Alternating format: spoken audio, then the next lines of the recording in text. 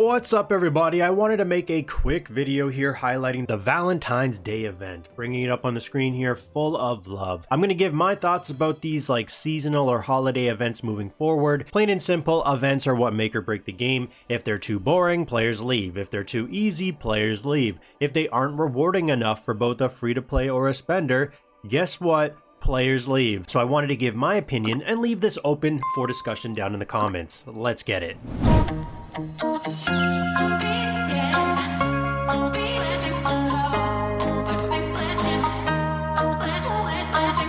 So full of love, the Valentine's Day / week event, it's ending very soon. On my screen at the time of this recording, 1 day and 22 hours. Now of course I'm not expecting the same level of quality as say the Christmas event, but having said this, an event is an event and still should be broken down like one regardless. Lover's Gift, if I click on this, is going to be the pass. I chose to skip out on this on my spender. I just have other passes I'm prioritizing at the moment. I think if you did buy this, it gives about, let me click on this, 12,000 gold. I think it's because I already claimed some, and 1,400 lover tokens. Now there is no lover tokens on the free-to-play side, so that's a little unfortunate. It's strictly for these spenders. Like any event, if you like what you see in the exchange shop, this is always a solid pickup for more event currency. Now heading over to the actual exchange shop or the lover shop, clicking on this right here, this seems to be a repeated pattern here where the god / demon hero pack has select heroes. Like if we click on this right now, and majority of the time it's just never the heroes I personally want. It's your typical like God Wukong, God Vermilion Bird. This time they chose to put in Demon Chi-Yu right here, and they also chose to put in God Kuafu. I personally feel like this should just have every god / demon in the game, or at the very least mix up the rotational shards of heroes so every hero in the game gets to have a go, because I don't think I've actually bought this in any of the exchange shop events so far. You might be working on one of those heroes, so if that's the case, at least that's a positive for you. I really don't think this is going to be possible as a free-to-play to get though. I could be wrong because I do tend to just spend my currency on the things I want, and I never really remember the actual total amount I was able to get. So looking over this shop, unfortunately there's just no 5-star red gear. There's no mythic stone to upgrade your 5-star red gear to a piece from the universe set. No runes from the recently added game feature, so that leads me to believe the only opportunity for these besides the Deity's Dream and Shop is from the weekly rotational event we just had called Powerful Runes. But this is also in a rotation of a few others, aka it's going to take a few weeks for a return. Now depending on what stage of the game you're in and what you're working on, when these events do happen, these exchange shops all seem to have similar resources available. So depending on what stage of the game you're in is going to determine what your priority is. There's really only two options that I can see. It's going to be talent resources and it's going to be deity tokens. Now I've already bought up the talent resources, as you can see down here. This is the Ascension Pearl, this is the Sun Debris, and this is the Moon Debris. But if I go back up to the top here, it's either that or those deity tokens, like right here, deity token 2 or deity token 1. Now Ascension Pearls, if I scroll back down here, these are always going to be good. They're always going to be enticing to get. But in my opinion, I would consider these after, because there's a fair amount of ways to get these. I always get them first simply because I'm a gacha crazy person. I just love summons. For me, this is always going to be my #1 on my list. So trying to gauge like how much items you can exchange for before the event ends. I'm on my free-to-play account right now. So like I said, I bought out the Ascension Pearls, I bought out all the Sun and Moon Debris for my talents because that's what I'm working on right now for my heroes. And then if I scroll up, leaving me with about 116, there is a day left, so maybe 200 more event currency I can get. I'm most likely just going to put this all towards the Dragon Spirits because mine is close to leveling up. If we back out of here and we go into Heaven and we go into the Sacred Dragon, you can see I'm on grade 7 White Dragon. I'm on level 68 out of 70, so I'm almost there. So I'm most likely just going to get those because you do get a fair amount of stats, as you can see right here as you level this up. Now the deity tokens are expensive, like 300 right here for the deity token 1 and 500 for the deity token 2. If you're confused of what that means, these ones right here say your SR heroes, which is just your regular faction heroes. So like Monster, Immortal, Human, and Ghost. The deity token 2s are for your SSR, which is going to be your god / demon faction heroes, and also your leader uses these as well. So yeah, you're going to have to pick and choose. Do you either want talent resources or do you want shapeshift resources? I always will find talent resources more value, at least till I'm happy with what my core heroes have. Now the deity token 2 at 500 lover coins, going to be giving you 50.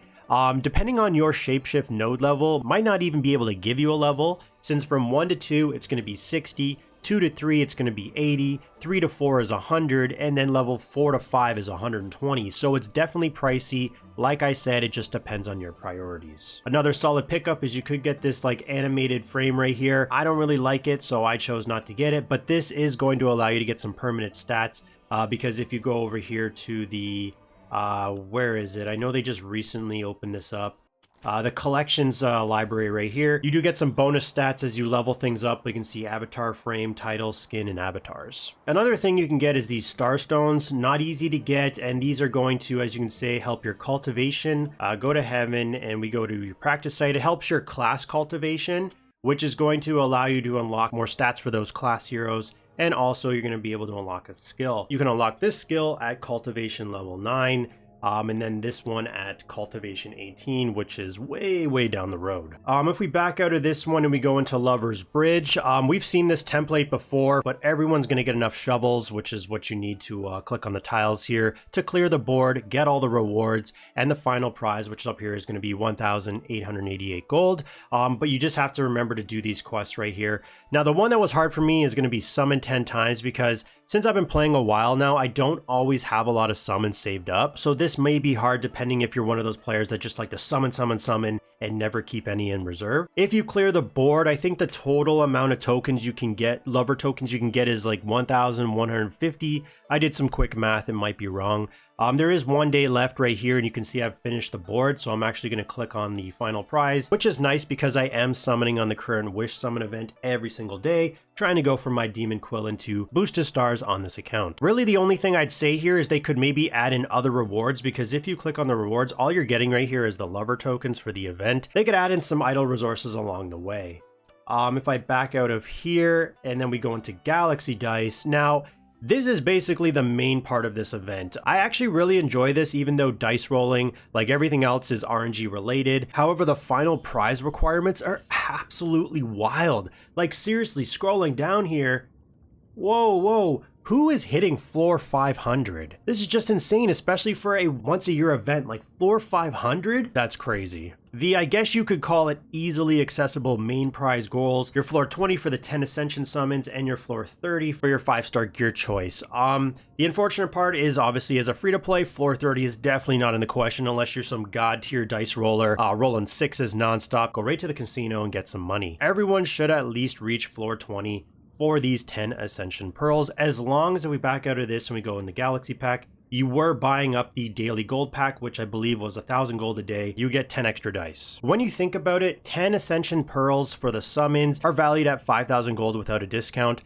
So honestly, spending an extra 2,000 gold is not even that bad, because along the way, you're going to be getting more lover coins, you're going to get some little resources like hero food, idle resources, so it's not a bad investment. And then if you look at the ranking and you go to rewards, you're going to be able to get a fair amount of these, what are they called? Optional hero cultivation boxes, which you can choose from deity tokens and talent resources. This is really nice. Let's just say your top 3. Let's go third place. For 40 times 6 for the sun debris. Hold on, let me do the math. That's going to be 240 of these. This is a lot. This is pretty good. Or you can go in for the deity tokens, either 1 or 2. You're going to get a fair amount of resources from here. So on my free-to-play account, you can see I'm currently on floor 20, but you'll have to finish the floor to get the final reward, of course. So I think I'll have it by the end of the day. If I had one more day, I'd be ending up on probably, let's say, floor 22 or 23. So I feel even if you do end up rolling on the bad side of RNG, which will happen, as a free-to-play, I think you should still be able to make floor 20 for those 10 Ascension summons. Basically, I don't like how insanely high these final rewards are set.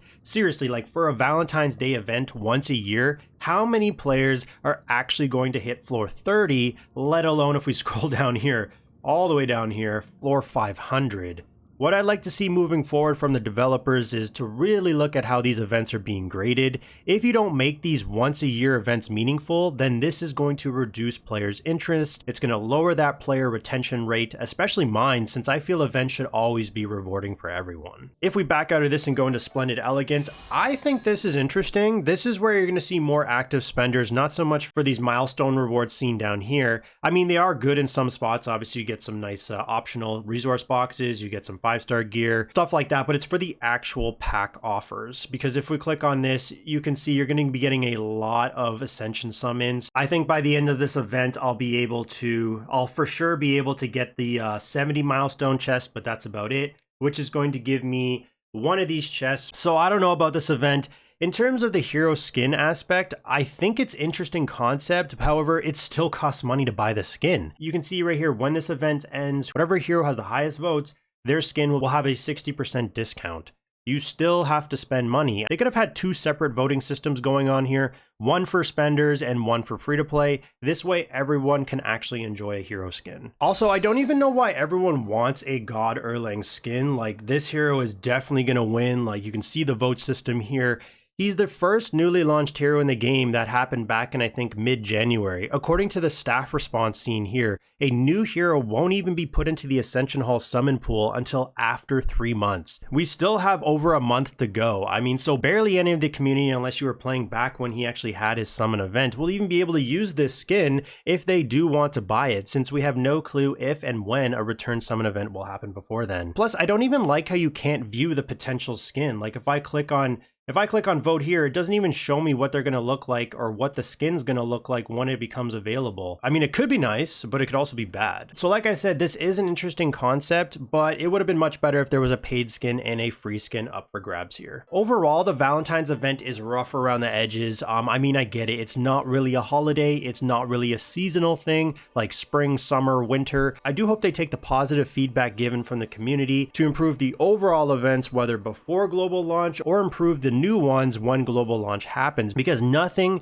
has even remotely come close to that Christmas event. And another thing I dislike is, depending how new your server is, you may not even be able to participate in these types of events, whether seasonal, holiday, whatever it may be. So if I look at my third account I've started, which is on day 11, I don't even have this Valentine's Day event active. I think that's really unfair and punishing new players for even trying out the game. They're not even going to be able to enjoy some of these upcoming or even ongoing events happening. They do have a spring themed event coming soon, which you can see from the game's official Discord post, which will be starting on February 24th, running until March 2nd. So hopefully this one, because it is a seasonal event, will be better overall. Let me know down in the comments what you're focusing on right now with your account. Is it talents? Is it your hero shapeshift? What kind of events are you looking for in this game? And as always, thanks for watching and stay tuned for the next one.